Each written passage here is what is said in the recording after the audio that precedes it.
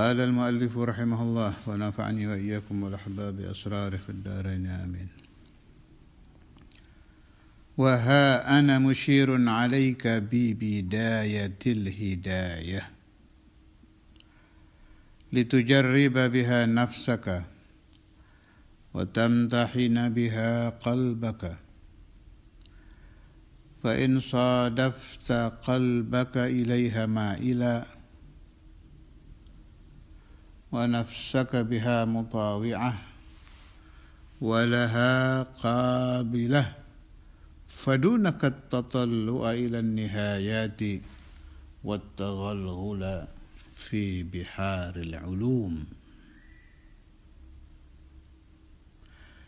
وإن صادفت قلبك عند مواجهتك إياها بها مسوفا وبالعمل بمقتضاها مماطلا، فاعلم أن نفسك المائلة إلى طلب العلم هي النفس الأمارة بالسوء، وقد انتهضت مطيعة للشيطان اللعين لتدليك بحبل غروره فيستدرجك بمكيدته إلى غمرة الهلاك.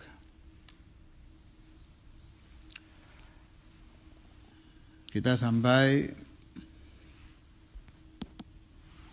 di kalimat yang luar biasa dari kitab Bidayatul Hidayah, yang mana banyak para salihin, para aulia, para ulama yang mendapatkan futuh dari Allah Subhanahu wa taala saat membaca bidayah di kalimat ini. Wa ha ana musyirun alaik. Di antaranya Syekhuna Samahat al-Ustadz al-Imam Al-Hafiz al-Musnad al-Qutb al-Habib Abdullah bin Abdul Qadir al-Faqih radhiyallahu ta'ala anhu, sebuah cerita yang bolak-balik saya ceritakan, bahwa ketika beliau membaca kitab ini dalam usia masih sangat muda, di depan Al-Habib Abu Bakar bin Muhammad As-Saggaf, kata beliau, au kama qal, saat itu saya masih kecil, kul majid agra'indu fil bidayah, setiap saya datang ke HP Abu Bakar, kebiasaan saya itu baca Bidayatul Hidayah.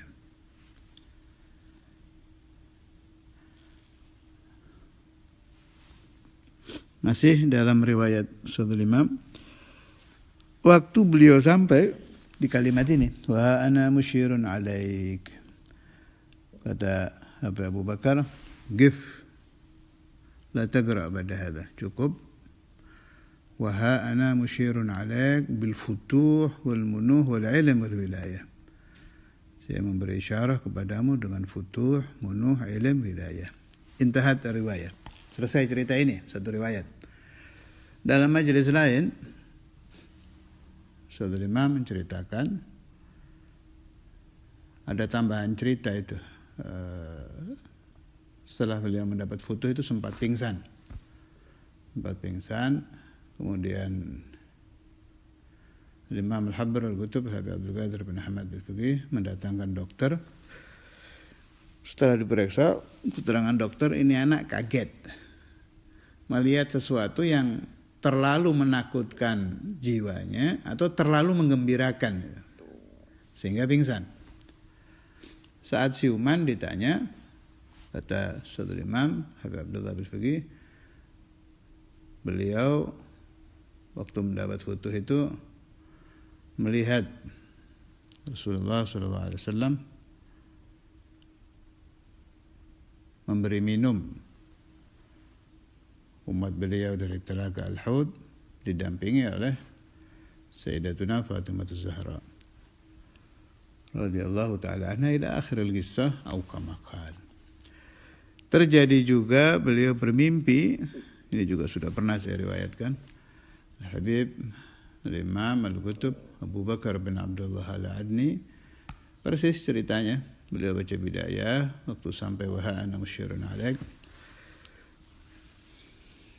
suruh berhenti. Kemudian Habib Abu Bakar berkata, waha ana musyirun alaik bil futuh wal munuh wal ilm wal wilayah. Jadi kalau di alam duniawi yang memberi isyarah Al-Habib Abu Bakar bin Muhammad As-Segaf, kalau di alam batin, di alam ru'yah, di alam mimpi yang memberi isyarah Al-Habib Abu Bakar bin Abdullah Al-Adni Al-Idrus. Juga banyak riwayat-riwayat dari Alul Attas dan lain-lain. Ada juga cerita, saya pernah baca di Tajul Aras, juga waktu baca bidayah dan lain-lain. Kembali kepada kitab. Kata Imam Ghazali, "Waha ana musyirun alaik bi bidayatil hidayah." Ini yang buat kita ini. Kalau para wali mendapatkan waha ana musyirun alaika bil futuh wal munu dan lain-lain dari mahaguru beliau itu, kita juga bisa dapat dari Imam Ghazali, waha ana musyirun alaik bi bidayatil hidayah. Dan ini terbukti loh. Kalau kita menerima isyarah Imam Ghazali, ingin dapat futuh dari Imam Ghazali, caranya yang mengamalkan bidayatul hidayah, ini juga terbukti karena ada itu 4 aulia, 4 orang saleh yang mengamalkan bidayatul hidayah di Tadhkirun Nas dan lain-lain ceritanya itu di magam Rasulullah sallallahu alaihi wasallam, sampai Nabi Muhammad sallallahu alaihi wasallam muncul secara yaqadzah dan memberi kepada 4 orang saleh itu futuh sesuai dengan bakat masing-masing. Caranya dapat bagaimana? Mengamalkan bidayatul hidayah. Alhasil, siapa-siapa yang mengamalkan bidayatul hidayah dengan sempurna, yang saya maksud sempurna itu semampunya tapi sampai ujung, bukan semampunya seenaknya. Mastata'tum itu ada 2 ya, ada mastata'tum seenaknya, ada mastata'tum istitoahnya, kita sampai di mana kita kejar, itu mastata'tum. Kalau sempurna bermakna yang diomongkan Imam Ghazali 100% kita amalkan, nggak mungkin. Apalagi kelas kita nggak mungkin. Mastata'tum nggak apa-apa, tapi sehabis-habisnya usaha, sehabis-habisnya kemampuan, sehabis-habisnya mujahadah gitu. Itu dijamin akan mendapatkan futuh.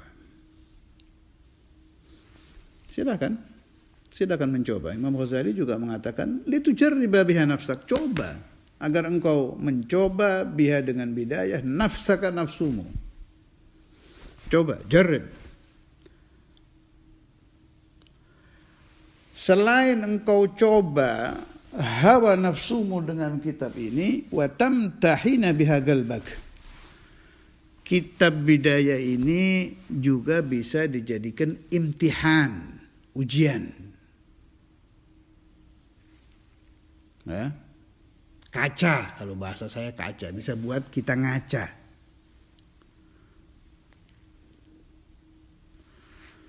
Kalau Anda membaca bidayah, melihat perintahnya, larangannya, nasihatnya, cocok, berarti Anda orang baik. Atau minimal diharapkan bisa menjadi orang baik. Tapi kalau ketika Anda baca bidayah, melihat perintahnya, larangannya, nasihatnya, nggak cocok, Anda orang busuk. Atau lebih jahat lagi, kelompok yang tidak ada harapan menjadi orang baik. Ini bisa buat ngaca ini kitab ini. Orang ingin tahu dia orang baik atau orang busuk, orang jahat, rajul thayyib atau rajul sayyi, orang baik atau orang tidak baik, sulit. Malah Syekhuna Abu Yahya radhiyallahu taala anhu dulu cerita waktu ta'lim itu, ulama-ulama dulu, kiai-kiai dulu itu kalau ingin mengetahui uyub nafsih, aib dirinya sendiri, sampai keluar dari rumahnya mencari orang yang tidak suka, yang mau mencaci, yang mau marahi dia, mana dicari itu. Tujuannya apa? Takut maghrur, tertipu. Dia merasa dirinya orang baik, padahal indallah dia tidak baik. Sedangkan salah satu cara untuk mengetahui kita ini baik atau tidak baik adalah kalamul a'da. Ucapan musuh, ucapan orang yang tidak suka dengan kita. Kalau orang suka keluarnya baik-baik. Nah, ini kitab Hidayah ini ajib ini. Anda tidak perlu keliling mencari penilaian masyarakat, baca aja kitab ini. Tiap perintah berkaca. Cocok nggak saya sama perintah ini? Sudah saya amalkan apa tidak? Hati itu tidak bisa dibohongi. Kalau orang itu hobi dengan hawa nafsu, menikmati hubbud dunia dengan dalam, ketika dia membaca kitab yang mencaci maki dia tentang dunia, tentang kenikmatan di alam dunia dan lain-lain, berontak hatinya. Nah, ketahuan. Zahirnya baik, batinnya busuk. Ada orang hobinya kalau mengajar ingin dipuji, ceramah ingin dibilang enak, menasihati orang ingin dibilang top, baca Bidayah habis dicaci maki. Sebab gayanya Imam Ghazali itu yang pertama kali dihabiskan ulama. Tukang ceramah, tukang ngajar, tukang nasihat, habis itu. Mau di Bidayah, mau di mana aja, kitab beliau memang gaya beliau begitu. Kalau saya punya penilaian kenapa Imam Ghazali begitu, satu, beliau sendiri memang ulama, jadi tahu betul dasaisul ulama. Beliau sangat mengerti syaitan itu masuknya ke hati ulama lewat mana, ngomongnya bagaimana, cara nolaknya. Ahli betul Imam Ghazali itu, sebab beliau sendiri ulama. Itu satu. Yang kedua, ulama itu dianggap oleh kaumnya, oleh masyarakatnya orang baik. Orang baik. Jadi tidak ada yang menasihati mereka. Makanya Imam Ghazali pelopor ini, nasihul ulama. Maka kalau Anda seorang muallim, Anda seorang ustaz, Anda seorang khatib, Anda seorang mufti, sangat baik sekali membaca Kutubul Ghazali untuk menyadarkan kita dari kekurangan kita.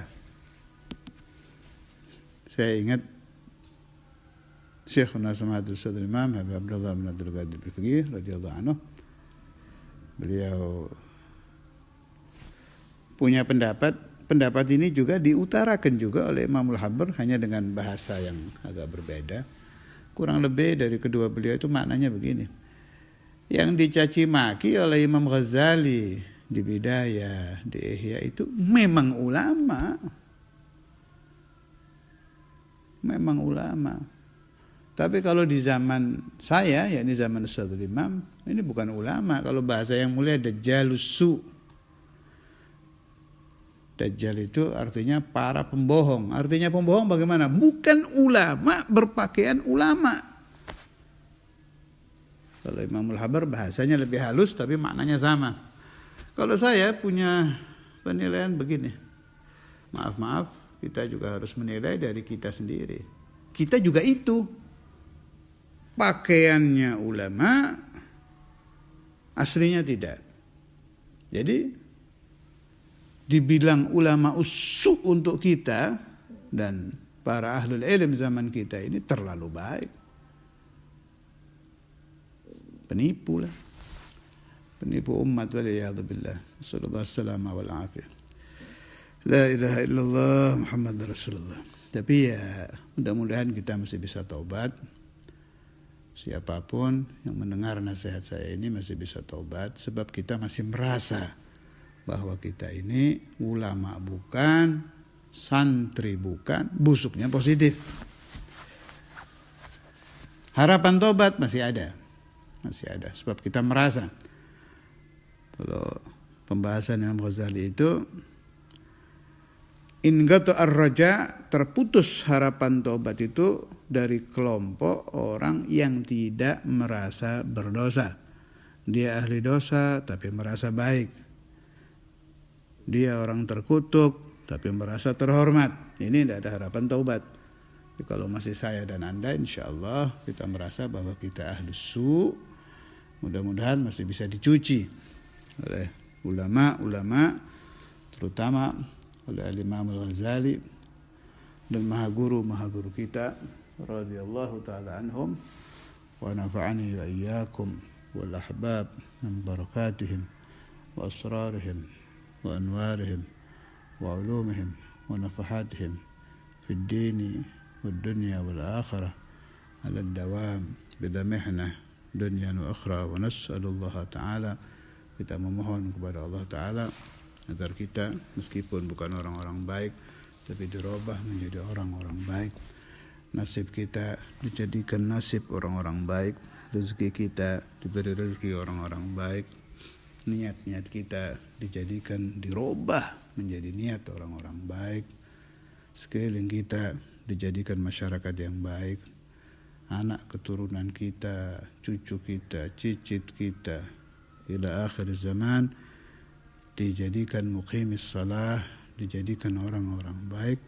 Allahumma hadha ad-du'a wa minka al-ijabah wa hadha al-jahd minni wa 'alayka at-tuklan wa la hawla wa la quwwata illa billahil 'aliyyil 'azim. Wa sallallahu wa sallama ala sayyidina wa maulana Muhammadin wa ala alihi wa sahbihi wa sallam.